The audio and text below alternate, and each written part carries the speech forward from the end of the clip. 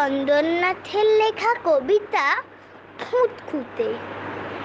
এমনিতে খুব ভালোই উনি। দোষের মধ্যে একটি দোষ অকারণেই মনের মাঝে রাখেন পুষে অসন্তোষ।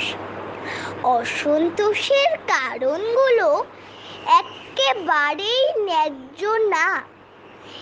এমন আজব শুনলে সেসব ভিড়মি খাবে পাঁচজনা।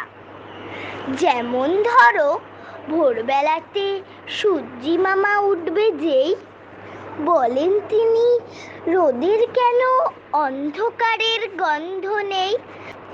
নিমের দাঁতন চিবিয়ে তিনি করতে বসেন অঙ্ক, আর এক এক করে ভুল ধরে যান ডজন ডজন পঞ্জিকার।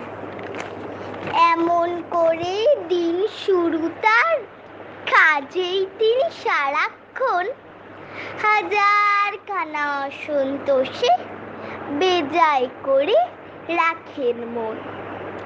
নানা রকম ভাবনা তাকে জ্বালিয়ে মারে সব সময়। কুকুরগুলো কুকুর কেন, কাকড়া কেন কোকিল নয়?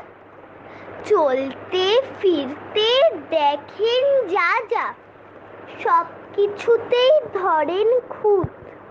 তার কাঁধে পা ঝুলিয়ে ঘোরে অসন্তোষ বেগম ভূত।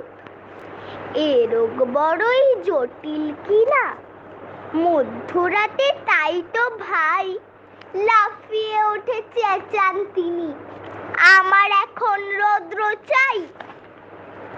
নমস্কার।